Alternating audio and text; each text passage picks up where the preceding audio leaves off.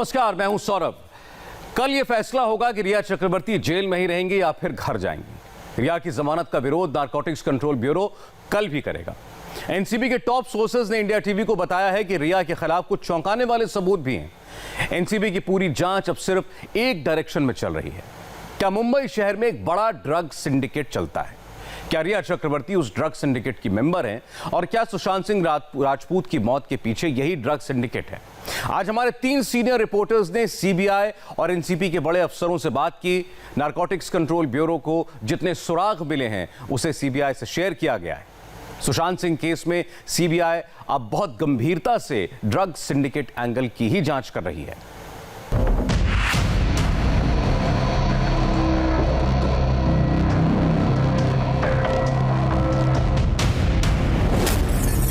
क्या सुशांत को एक बड़े ड्रग सिंडिकेट ने मारा?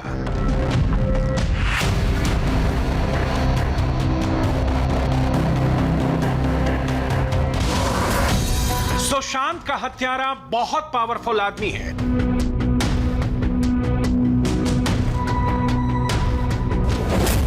रिया ने विस्फोटक बातें बताई। सुशांत को किसी और ने मारा।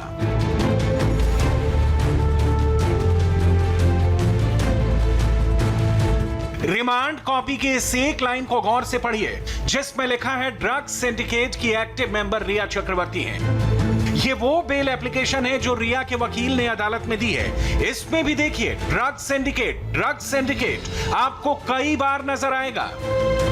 ये कौन सा ड्रग सिंडिकेट है जिसका जिक्र एनसीबी की हर प्रोडक्शन कॉपी से लेकर रिया की बेल कॉपी तक किया जा रहा है?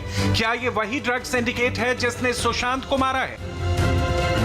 इस वक्त एनसीबी और सीबीआई एक ज्वाइंट जांच कर रही है। एनसीबी ने अपने कुछ कागज, अपनी इन्वेस्टिगेशन का कुछ हिस्सा सीबीआई से शेयर किया है, अभी अनऑफिशियल शेयर किया है। बाद में ये सारे कागज सीबीआई को हैंडओवर किए जाएंगे, जिसमें एक बड़ा लिंक सामने आया है कि मुंबई शहर में एक बड़ा ड्रग सिंडिकेट चलता है।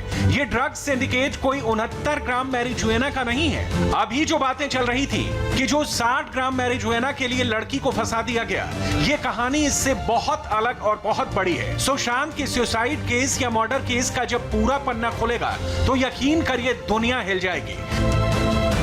अब सीबीआई और एनसीबी को एक शक घूम रहा है कि इस मौत के पीछे एक सिंडिकेट काम कर रहा था। ये सिंडिकेट क्या होता है, ये आपको फुल डिटेल के साथ बताएंगे। उससे पहले ये जो आप 10 कैरेक्टर देख रहे हैं, ये 10 गिरफ्तारी सिंडिकेट की पहली कड़ी है।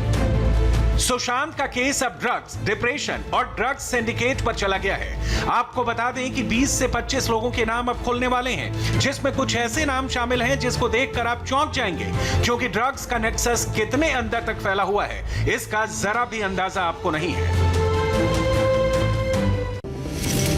4 पन्ने की प्रोडक्शन कॉपी का सारांश इस एक लाइन में है। इस एक लाइन का मतलब मुंबई शहर में एक ड्रग सिंडिकेट चल रहा है।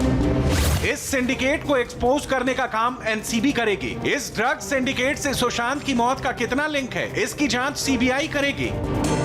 Narcotics control bureau central agency है। इस एजेंसी का काम 65 ग्राम गांजा पकड़ना नहीं है, बल्कि पूरे ड्रग नेक्सस का पर्दाफाश करना है। और मुंबई में एनसीबी की टीम यही कर रही है। पिछले करीब 15 दिन से एनसीबी की टीम मुंबई में है और मुझे मिली एक्सक्लूसिव जानकारी के मुताबिक एनसीबी ने पूरे नेक्सस का पता लगा लिया है। एनसीबी जल्द ड्रग रैकेट से जुड़ी कई बड़ी मछलियों को गिरफ्तार कर सकती है। अब तक एनसीबी ने जितनी गिरफ्तारियां मुंबई में की हैं, उनसे कई अहम जानकारियां और लीड्स पूरे ड्रग्स रैकेट के बारे में एनसीबी को मिली है।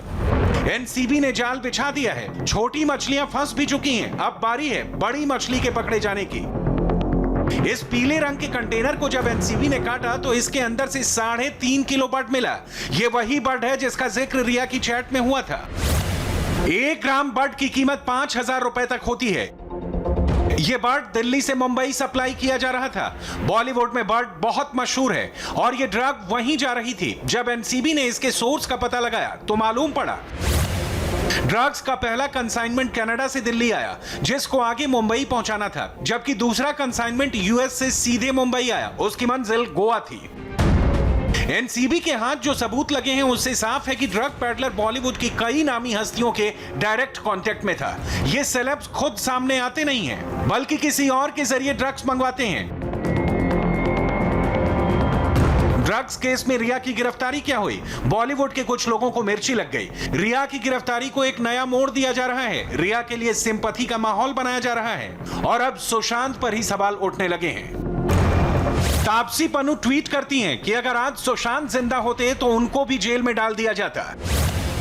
तो अनुराग कश्यप भी ड्रग्स केस में रिया के सपोर्ट में दनादन ट्वीट और रीट्वीट कर रहे हैं।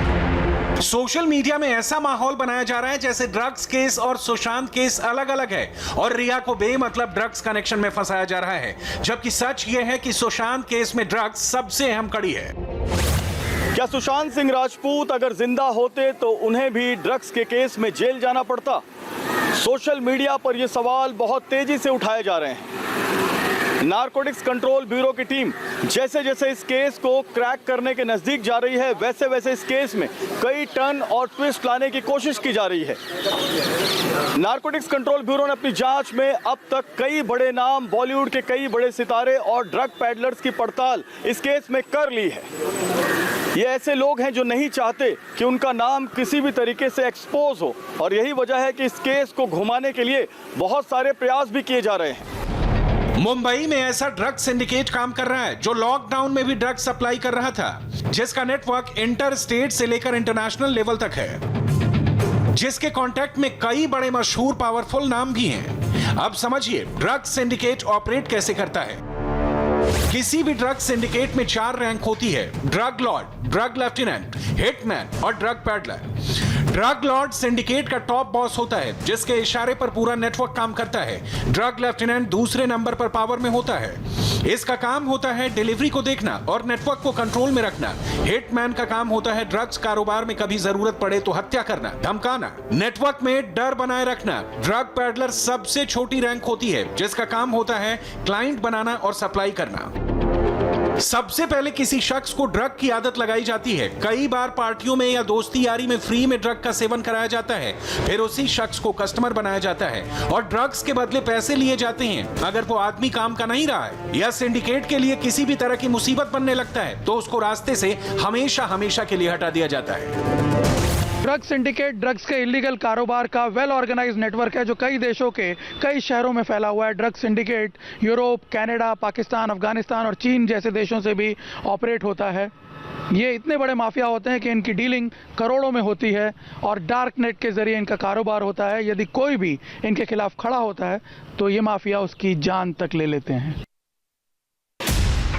यानी इसके भी चांसेस हैं कि अगर सुशांत किसी ड्रग सिंडिकेट के चंगुल में फंस गए थे या सुशांत ड्रग पैडलर या किसी बड़े नाम को एक्सपोज करने वाले थे तो उनके साथ ये लोग कुछ भी कर सकते थे। इतना तो रिया ने भी माना है कि वो सुशांत के लिए ड्रग्स खरीदती थी, उनको ड्रग्स देती थी। अगर सुशांत दुनिया को ये बताने वाले थे कि उनको ड्रग्स की लत कैसे लगी तो कई लोगों को जेल जाना पड़ जाता। ऐसे में सुशांत की मौत के पीछे ड्रग कनेक्शन भी हो सकता है। ड्रग सिंडिकेट कितना भी मजबूत क्यों ना हो, कितना भी ताकतवर क्यों ना हो, लेकिन कानून के आगे उसको झुकना ही पड़ता है। सुशांत की मौत का राज ड्रग सिंडिकेट के खुलासे के बाद पता चल जाएगा, जिसके बेहद करीब एनसीबी पहुंच भी गई है। अब तक इस केस में किस किस की कैसे गिरफ्तारी हुई, पूरी क्रोनोलॉजी समझिए। 28 अगस्त को मुंबई से अब्बास और करण 2 ड्रग पैडलर गिरफ्तार हुए। इन्हीं की पूछताछ पर 1 सितंबर को जैद विलात्रा को डिटेन किया गया। जैद की निशानदेही पर 2 सितंबर को अब्दुल बासित को गिरफ्तार किया गया। बासित के खुलासे पर 3 सितंबर को इब्राहिम नाम का पैडलर अरेस्ट किया गया। 4 सितंबर को शौविक और सैमुअल को गिरफ्तार किया गया। इब्राहिम के खुलासे पर 6 सितंबर को मुंबई में अनुज केशवानी को अरेस्ट किया गया और 8 सितंबर को रिया को एनसीबी ने गिरफ्तार किया। इन सबका सुशांत की मौत से डायरेक्ट या इनडायरेक्ट कनेक्शन जरूर हो सकता है। अब जरा समझिए सुशांत को कैसे और कौन सी ड्रग्स दी जाती थी। ड्रग्स सिंडिकेट में कौन कौन सी ड्रग्स का कारोबार होता था। ड्रग्स 2 तरह की होती हैं, सिंथेटिक और नॉन सिंथेटिक। सिंथेटिक ड्रग्स उसको कहते हैं जिसको केमिकल से तैयार किया जाता है, जैसे cocaine, brown sugar, LSD, MDA. Non synthetic जो प्रकृति में पहले से मौजूद हैं, नशे के लिए इस्तेमाल करते हैं, जैसे गांजा, अफीम, चरस। भारत में synthetic drugs Canada, England, France, Italy, Austria, ज्यादातर यूरोपियन देशों से आते हैं। नॉन सिंथेटिक ड्रग्स की पाकिस्तान, अफगानिस्तान, चीन के जरिए डिलीवरी होती है, जबकि दुबई से दोनों तरह की ड्रग्स भारत भेजी जाती हैं। हिंदुस्तान में हर किस्म के ड्रग्स पर बैन लगा हुआ है। इनको खरीदना, बेचना दोनों ही गुनाह है। कई साल तक की जेल हो सकती है और यही काम रिया चक्रवर्ती ने किया है। सुशांत केस में ड्रग सिंडिकेट के इन्वॉल्वमेंट पर बड़ा खुलासा आपने देखा। अब मैं आपको रिया चक्रवर्ती से जुड़ी बड़ी खबर बताता हूं। आपको याद होगा कल रिया चक्रवर्ती को 14 दिन की जुडिशियल कस्टडी में भेजा गया है। बीती रात रिया ने एनसीबी के लॉकअप में गुजारी और आज की रात वो भायखला जेल में गुजारेंगी। रिया को 14 दिन सलाखों के पीछे रहना पड़ेगा या नहीं, इसका फैसला कल यानी गुरुवार को होगा रिया की बेल एप्लीकेशन पर। अदालत के फैसले के बाद आपको पता चलेगा कि रिया का आगे क्या होगा। लेकिन लॉकअप में पहली रात से लेकर जेल के बैरक तक रिया की नई डिटेल्स हमारे रिपोर्टर राजीव सिंह और राजेश कुमार ने टॉप ऑफिसर से बात करके जुटाई है। हमारी रिपोर्ट देखकर आपको पता चलेगा कि जेल में रिया चक्रवर्ती का क्या हाल है।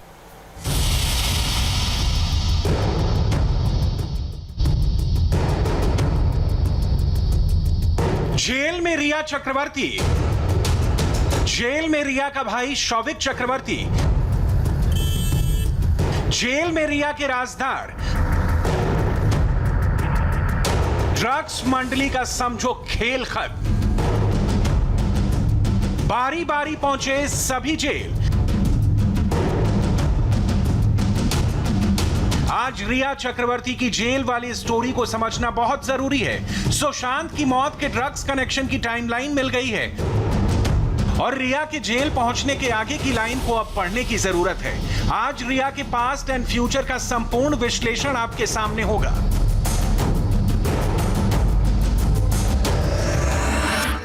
लॉकअप के अंदर रिया की अनसुनी खबर,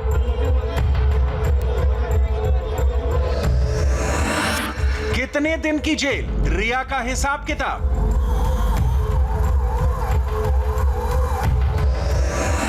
रिया की ड्रग्स मंडली की कुंडली में जेल योग,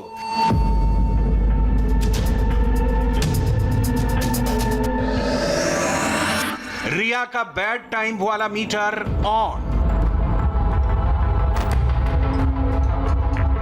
लॉकअप में रिया की पहली रात गुजरी और सुबह हुई तो रिया भायखला जेल पहुंच गई। जेल में अब रिया का एक एक रिएक्शन कैसा है, इसकी फुल डिटेल आपको बताएंगे। आधी रात को लॉकअप में रिया का ड्रामा,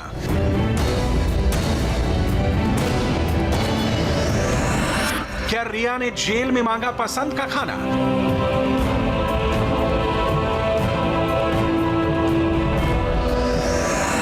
क्यों जेल में रिया को लगने लगा है डर? सलाखों में एक रात, रिया की गायब हेकड़ी।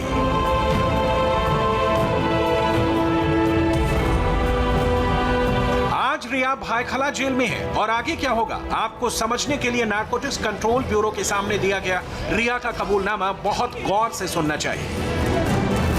मैं आपको बताना चाहती हूँ कि मैंने कुछ मौके पर मारुआना, वीड और हैश ड्रग्स लिया है।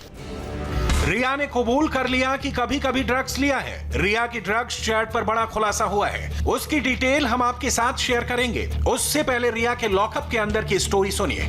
रिया की गिरफ्तारी के बाद पहली रात एनसीबी के लॉकअप में पूरी रात रहना पड़ा। रिया ने सोचा था कि गिरफ्तारी के बाद बेल मिल जाएगी, लेकिन बेल नहीं मिली और कोर्ट की तरफ से 14 दिन की जुडिशियल कस्टडी में भेज दिया गया। लॉकअप में रात भर बेचैन रही रिया चक्रवर्ती। रात भर लॉकअप में इधर से उधर टहलती रही। पूरी रात रिया चक्रवर्ती सोई नहीं, जागती रही। लॉकअप में रिया चक्रवर्ती के तेवर ढीले हो गए। लॉकअप में पूरी रात रिया बहुत शांत दिखी। मंगलवार की रात रिया चक्रवर्ती की करवटें बदलते हुए इसी बिल्डिंग के तीसरे मंजिले के एनसीबी के दफ्तर के वुमेन सेल में बीती है। रिया चक्रवर्ती सोमवार को यहाँ आई थी, लौट गई। रविवार को भी आई थी, वो लौट गई। मंगलवार को भी वो इसी उम्मीद से आई थी कि वो वापस लौट जाएंगी प्राइम रोज बिल्डिंग। मंगलवार को गिरफ्तारी हो गई और मंगलवार को ही देर शाम उनकी बेल भी रिजेक्ट हो गई। बड़ी उम्मीद थी उनको कि बेल मिल जाएगी और वो वापस प्राइम रोज बिल्डिंग जाएंगे, लेकिन जैसे ही बेल रिजेक्ट हुई रुआसा हो गई। सूत्र तो यही बताते हैं कि वो रोने तक लग गई। उसके बाद इसी दफ्तर के कॉन्फ्रेंस रूम में उन्हें ले जाया गया, जहां पर पहले से उनके भाई शौविक, सैमुअल मिरांडा और दीपेश सावंत मौजूद थे। सुबह हुई तो रिया को लगा कि जमानत मिल जाएगी, लेकिन जमानत नहीं मिली। रिया को एनसीबी के लॉकअप से डायरेक्ट भायखला जेल ट्रांसफर कर दिया गया। रिया की बेल पर गुरुवार को सुनवाई होगी। अगर बेल मिल गई तो रिया बाहर आ जाएगी, नहीं तो 22 सितंबर तक जेल में रहना होगा। जेल में रिया को किस बैरक में रहना होगा, जेल में रिया का डेली रूटीन क्या होगा, ये डिटेल में समझिए। भायखला जेल में रिया को एक अलग बैरक में रखा गया। जेल मैनुअल के हिसाब से रिया को क्वारंटीन बैरक में रहना है। 7 दिन तक क्वारंटीन बैरक और फिर परमानेंट बैरक मिलेगा। जेल मैनुअल के मुताबिक रिया चक्रवर्ती को मुंबई के भायखला जेल में क्वारंटाइन बैरक में रखा गया है। क्वारंटाइन बैरक में 10 बाई 15 का एक कमरा रिया चक्रवर्ती को मिला है। इसी कमरे से बाथरूम भी अटैच है। जेल में उनके लिए बिस्तर के तौर पर सिर्फ एक चटाई, एक गद्दा और एक चद्दर और एक तकिया मिला है, जिसे उन्हें जमीन पर बिछाकर सोना पड़ेगा। पीने के पानी की व्यवस्था है, लेकिन उन्हें हवा के लिए सिर्फ सीलिंग फैन ही मिलेगा। कोई एसी की व्यवस्था जेल मैनुअल के मुताबिक नहीं होती है। ऐसे में रिया की रात मुश्किल में बीतेगी। नए कैद के दौरान रिया का एडमिशन भायखला जेल में हो गया है। अब ये समझिए कि ऐशो आराम की जिंदगी जीने वाली रिया को जेल की रोटी खानी पड़ेगी, जेल का पानी पीना पड़ेगा, जेल के बैरक में रहना पड़ेगा।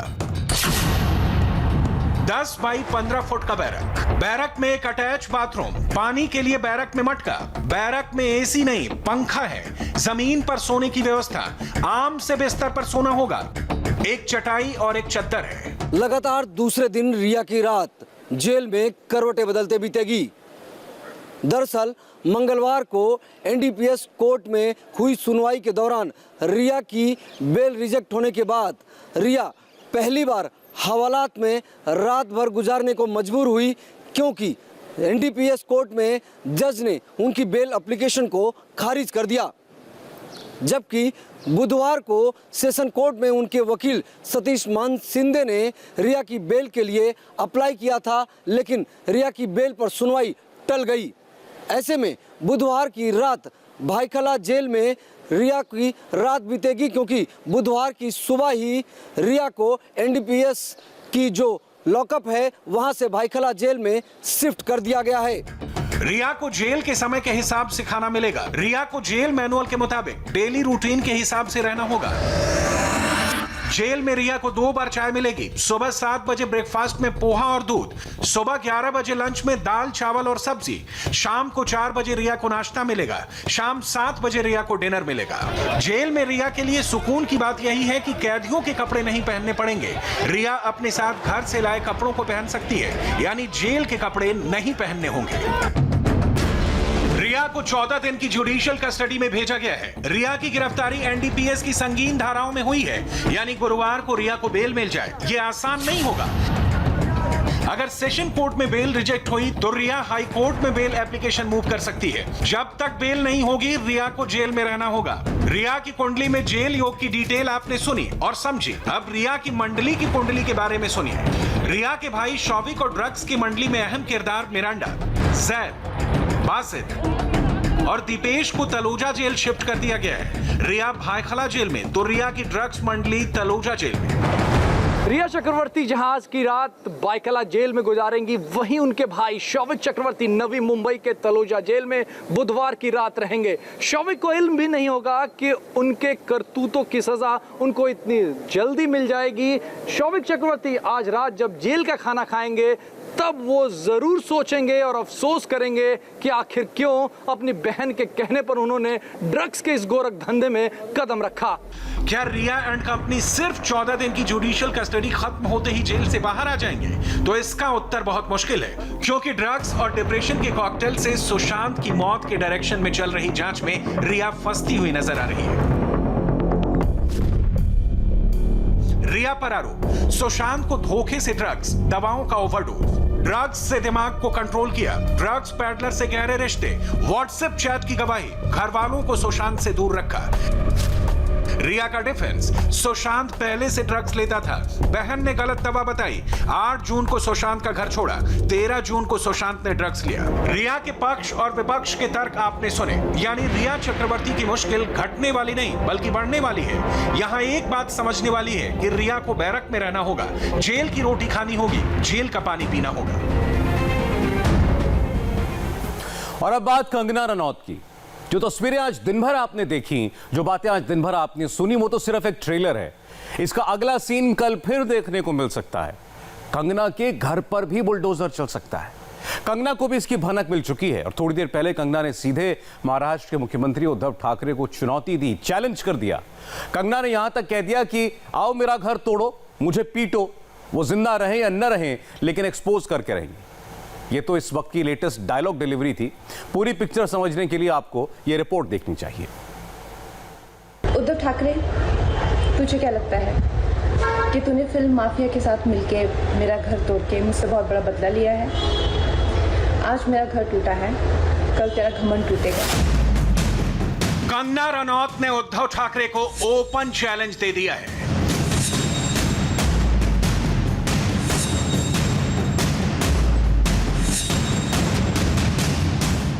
महाराष्ट्र की सरकार को खुली चुनौती दे दी है और आने वाले कल में क्या होने वाला है इसका छोटा सा टीजर भी लॉन्च कर दिया है। आप भी बहुत ध्यान से सुनिएगा। ये वक्त का पहिया है, याद रखना, हमेशा एक जैसा नहीं रहता। और मुझे लगता है कि तुमने मुझ पर बहुत बड़ा एहसान किया है, क्योंकि मुझे पता तो था कि कश्मीरी पंडितों पे क्या बीती होगी। आज मैंने महसूस किया है और आज मैं इस देश को वचन देती हूँ कि मैं सिर्फ अयोध्या पे ही नहीं, कश्मीर पे भी एक फिल्म बनाऊंगी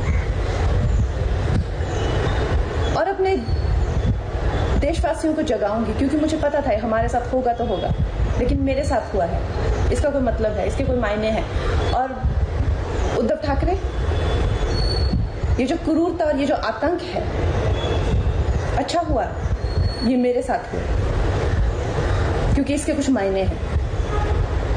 जय हिंद, जय महाराष्ट्र। कंगना ने 1 मिनट 8 सेकंड के वीडियो में जिस अंदाज में और जिस तेवर से उद्धव ठाकरे को घेरा है, उसे देखकर तो यही लगता है कि यह घमासान अब अपने अंजाम तक पहुंचेगा, क्योंकि ये डेथ ऑफ डेमोक्रेसी का अंत नहीं, इसकी शुरुआत है जिसमें एक्शन की पूरी गुंजाइश है। उद्धव ठाकरे पर कंगना के गुस्से की वजह इन 5 तस्वीरों में छिपी है। ये पांचों वीडियो खुद कंगना रनौत ने ट्वीट किए हैं। टूटी हुई दीवारें, ऑफिस के भीतर सब कुछ तहस नहस, जिधर देखो उधर बस मलबा ही मलबा। ये सब कुछ बीएमसी का किया धरा है। सवाल यह है कि बीएमसी ने कंगना के ऑफिस पर धावा किसी के ऑर्डर पर बोला? क्या कंगना के ऑफिस को बुलडोज करने का ऑर्डर उसे ऊपर से आया था? बांद्रा की पाली हिल रोड पर बुधवार को जो हलचल हुई, उसे देश भर में महसूस किया गया। करीब 2 घंटे तक कंगना के ऑफिस के बाहर और अंदर हथौड़ों और जेसीबी की तेज आवाज गूंजती रही। कंगना के ऑफिस के शीशे चटकते रहे, दीवारें गिरती रहीं। जिस वक्त बीएमसी की कार्रवाई हो रही थी, उस वक्त कंगना मुंबई से बाहर थी, लेकिन उनके घर के बाहर एक्शन जबरदस्त था। कंगना रनौत के मणिकर्णिका फिल्म्स के बाहर आप देख सकते हैं जबरदस्त तोड़फोड़ बीएमसी कर्मचारी द्वारा किया जा रहा है। ये जो फर्स्ट फ्लोर है, देखिए किस तरह तोड़ा जा रहा है। बकायदा जेसीबी मशीन लाई गई है। ये बीएमसी की कार्रवाई है। बीएमसी इतना जल्द कोई एक्शन नहीं लेती, लेकिन कंगना रनौत के और शिवसेना के बीच हुए ट्वीट वॉर और बहस के बाद ये जबरदस्त कार्रवाई हो रही है। कंगना रनौत के बांद्रा की पाली हिल स्थित ऑफिस में जो नुकसान पहुंचा है बीएमसी की कार्रवाई के बाद, आप देख सकते हैं बहुत ज्यादा तोड़फोड़ करी गई है। बीएमसी की टीम जो करीब 30 कर्मचारी 2 ट्रक्स में भरकर एक जेसीबी मशीन के साथ यहां पर पहुंचे, उन्होंने यहां का बार का आउटर स्ट्रक्चर पूरी तरीके से गिरा दिया। एक बालकनी और एक सीढ़ी थी उसको तोड़ दिया। इसके अलावा जो फर्स्ट फ्लोर है और जो ग्राउंड फ्लोर है उसमें भी काफी तोड़ा कार्रवाई की गई है। बहुत ज्यादा नुकसान पहुंचा है। अंदरूनी तोड़फोड़ ये कर चुके हैं, अब बाहरी तोड़फोड़ और तेज लेवल पर शुरू करेंगे। जेसीबी मशीन फिर शुरू हो गई। कंगना रनौत के आने का वक्त 2 बजे का है। 11 बजे कार्रवाई शुरू हुई, 1 बजे तक कर लिया गया नीचे का तोड़फोड़। यानी कि एक जल्दबाजी है, एक अग्रेसिवनेस है, किसी और बात पर किसी और पर गुस्सा निकाला जा रहा है। मुंबई में जिस वक्त तोड़फोड़ का ये पूरा ड्रामा चल रहा था, उस वक्त कंगना मुंबई लौटने की तैयारी में थी। बावजूद इसके वो ट्विटर से मिनट टू मिनट तोड़फोड़ का अपडेट दे रही थी। डेथ ऑफ डेमोक्रेसी हैशटैग के साथ तस्वीरें पोस्ट कर रही थी। अपने ऑफिस को राम मंदिर बताकर बाबर के हमले का जिक्र कर रही थी। कंगना के पीओके वाले बयान से मुंबई में जो घमासान शुरू हुआ है वो किसी फिल्मी स्क्रिप्ट से कम नहीं है। इसमें एक्शन, इमोशन और जबरदस्त डायलॉग्स हैं और साथ ही है कंगना का स्वैग। वाई कैटेगरी की सुरक्षा घेरा मिलने के बाद कंगना पहली बार कैमरे पर आई। चंडीगढ़ से लेकर मुंबई एयरपोर्ट पहुंचने तक जबरदस्त एक्शन देखने को मिला। कंगना के ऑफिस से लेकर सोशल मीडिया की दुनिया तक hashtag Uddhav Thackeray, hashtag death of democracy,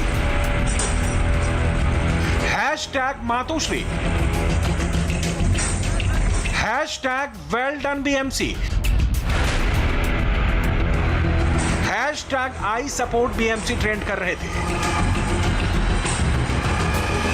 और इन सब के बीच कंगना रनौत के हिमाचल से मुंबई पहुंचने तक जमकर बवाल हुआ। अब एक एक करके एक्शन से भरपूर इस फिल्म के सारे सीन देखिए। जिस वक्त बीएमसी की टीम कंगना के ऑफिस में अवैध निर्माण को लेकर 24 घंटे में दूसरा नोटिस चिपका रही थी, जेसीबी मशीन, क्रेन और हथौड़े के साथ बीएमसी की फौज तोड़-फोड़ के लिए ऑर्डर का इंतजार कर रही थी, उस वक्त कंगना मनाली से निकल चुकी थी और चंडीगढ़ के रास्ते में थी। मुंबई में हो रही हर डेवलपमेंट पर कंगना की नजर थी, लेकिन शुरुआत में उन्होंने कैमरे पर कुछ नहीं कहा। शायद वो मुंबई जाकर ही अपनी बात रखना चाहती थी।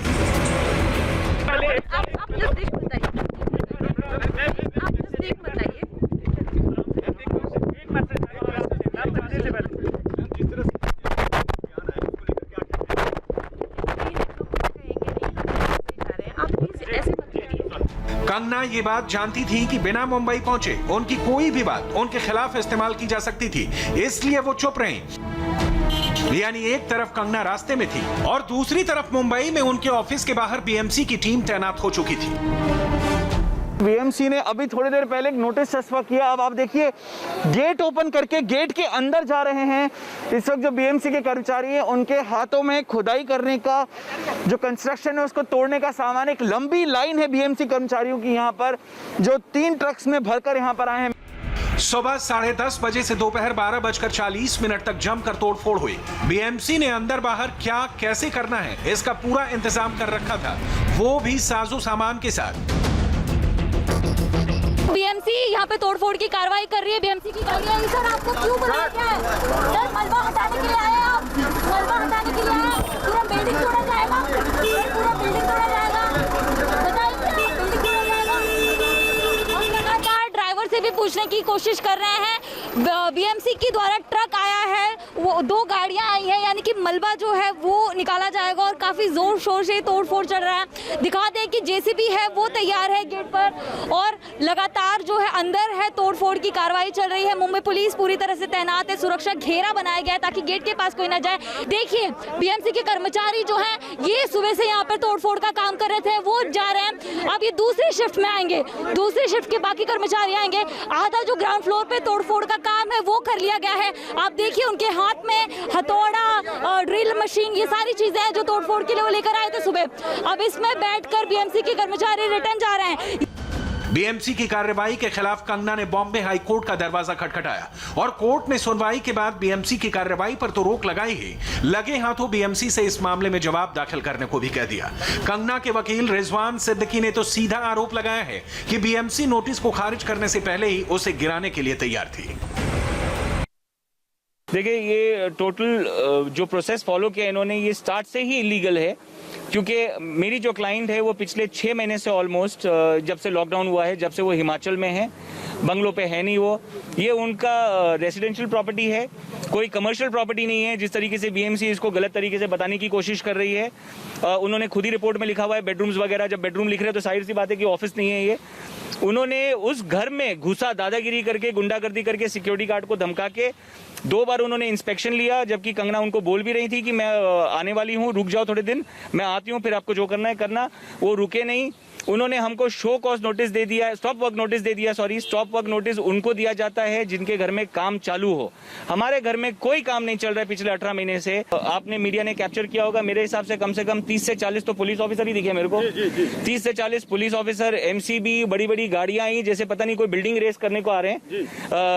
जो जिस तरीके से वो हरकत कर रहे थे, ऐसे लग तो नहीं रहा था कि कोई एक इंडिविजुअल व्यक्ति मतलब इंडिविजुअल तरीके से किसी को अटैक कर रहे हैं। ये तो लग रहा है कि पूरी आर्मी फौज लेके जैसे आए हैं, वॉर पे निकले हैं, वॉर फुटिंग पे। कंगना के लिए एक मुसीबत ऑफिस पर थी, उनका आशियाना तोड़ा जा रहा था, तो दूसरी मुसीबत मुंबई एयरपोर्ट पर इंतजार कर रही थी, क्योंकि एयरपोर्ट पर शिवसेना के कार्यकर्ताओं ने कंगना के खिलाफ मोर्चा संभाल रखा था। वैसे अच्छी बात यह थी कि भारी नारेबाजी के बीच रिपब्लिकन पार्टी ऑफ इंडिया और करणी सेना कंगना के समर्थन में उतर आए। ये शिवसेना के कार्यकर्ता यहाँ पर पहुंचे और यहाँ पर देख सकते हैं शिवसेना के कार्यकर्ता यहाँ पर लगातार नारेबाजी करें। कहाँ से आए आप लोग कहाँ से आए? सर क्या कहेंगे आप लोग? कहाँ से आए? क्या कहना आप लोग? कंगना रनौत का बहिष्कार करने के लिए यहाँ पर आए। पोस्टर देखिए, चले जाओ कंगना रनौत, चले जाओ पाकिस्तान, चले जाओ, इस तरह के पोस्टर्स यहाँ पर लगाए गए और लगातार काले झंडे इनके हाथ में लिए, काले झंडे। किसे लगता है कि ये एयरपोर्ट प्रीमाइसेस हो सकता है? आखिर एयरपोर्ट प्रीमाइसेस को इतने सारे लोगों को आने की इजाजत कैसे दी गई? आखिर क्या करी थी सिक्योरिटी यहाँ पर? मुंबई पुलिस के जवान यहाँ पर तैनात है, मैं दिखाऊंगा दृश्य आपको। मुंबई पुलिस के जवान यहाँ पर तैनात है, इतनी सारी सिक्योरिटी है, बावजूद इसके सब कुछ फेल रहा है यहाँ पर, सब कुछ फेल रहा है यहाँ पर। इस शोर शराबे के बीच कंगना मुंबई में अपने घर तो सुरक्षित पहुंच गई, और अब बीएमसी की कार्रवाई के बाद राजनीति भी काफी गर्म हो चुकी है। एनसीपी प्रमुख शरद पवार इस कार्रवाई को गैर जरूरी बता चुके हैं, तो महाराष्ट्र के पूर्व मुख्यमंत्री ने इसे बदले की कार्रवाई बता दिया है। अगर इलीगल कंस्ट्रक्शन है तो जरूर कार्रवाई होनी चाहिए, लेकिन सबके साथ ये कार्रवाई होती तो निश्चित रूप से उचित कार्रवाई होती। किसी ने आपके खिलाफ बात कही, इसलिए जब आप कार्रवाई करते हो तो ये कायरता है, बदले की भावना है, और महाराष्ट्र में इस प्रकार की भावना का कोई सम्मान नहीं हो सकता। कंगना ने अपना वीडियो जारी करके संकेत दे दिए हैं कि अब वो चुप नहीं रहने वाली, तो दूसरी तरफ बीएमसी भी टस से मस होने के मूड में नहीं है। अब तो कंगना के खार वाले घर पर भी गिर सकती है बीएमसी की गाज। बीएमसी इस घर के अवैध इंटीरियर, मॉडिफाइड कंस्ट्रक्शन और इलीगल कैटेगरी के खिलाफ कोर्ट में चली गई है। बीएमसी ने इशारा दे दिया है कि कंगना के ऑफिस की तरह ही घर में भी कई अवैध निर्माण हैं, जिन्हें नोटिस देकर तोड़ना है, यानी जेसीबी, हथौड़े और तोड़ फोड़ वाली फिल्म दोबारा देखने को मिल सकती है। कंगना वर्सेस ठाकरे की लड़ाई में क्या पवार भी कूद पड़े? पूरी खबर देखिए एक ब्रेक के बाद।